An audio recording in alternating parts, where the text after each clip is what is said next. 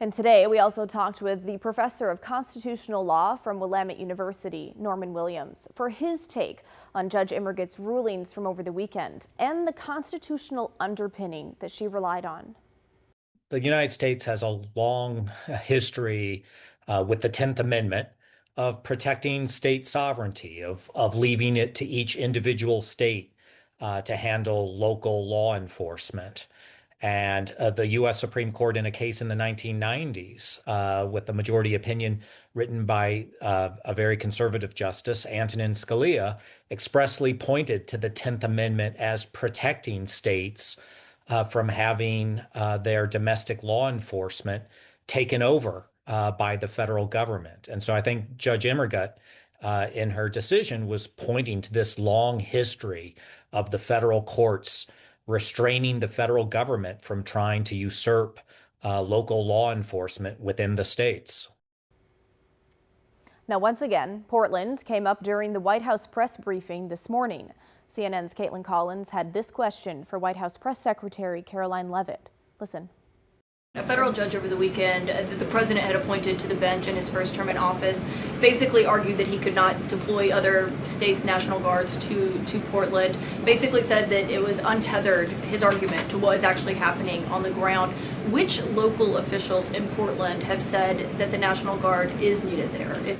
With all due respect to that judge, I think her opinion is untethered in reality and in the law. The president is using his authority as Commander-in-Chief, U.S. Code 12406, which clearly states that the president has the right to call up the National Guard in cases where he deems it's appropriate. Okay, let's pause there before we move on with the rest of what she had to say. And let's take a look at that federal law that she cited.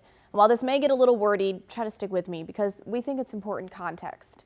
Okay, Title 10 of U.S. Code, so Section 12406, here's exactly what that says. Whenever, 1, the United States or any of the commonwealths or possessions is invaded or is in danger of invasion by a foreign nation, 2, there is a rebellion or danger of a rebellion against the authority of the government of the United States, or 3, the president is unable with the regular forces to execute the laws of the United States, then the president may call into federal service members and units of the National Guard of any state in such numbers as he considers necessary to repel the invasion, suppress the rebellion, or execute those laws. Orders for these purposes shall be issued through the governors of the states, or in the case of the District of Columbia, through the commanding general of the National Guard of the District of Columbia. So it doesn't appear to be quite as clear-cut as Secretary Leavitt made it sound, saying that the president can call up the Guard, quote, in cases where he deems it's appropriate. But of course, that's for federal judges to rule on. Leavitt then went on to say they will, quote, be inviting independent journalists to the White House soon to share their stories from the ground in Portland. Now, we're not sure who exactly she's referring to, but we imagine it's the conservative voices who have a large following on social media who are getting special access inside and on top of the ICE building. Now, access that ICE and DHS officials have not given to members of local media and, frankly, haven't even responded to our requests. And that special access for a select few is one part of this letter that Portland City Attorney sent to the Civil Rights Division of the U.S. Department of Justice today.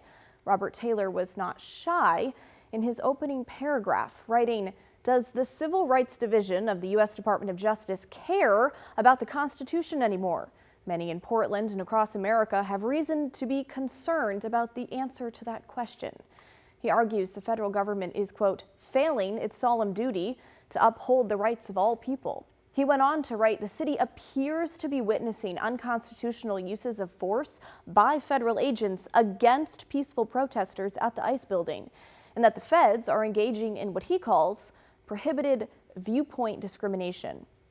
Writing, for example, it appears the federal government is providing special access to the ICE facility for social media influencers who favor the federal administration, while targeting with force those who use social media to document the conduct of the federal government.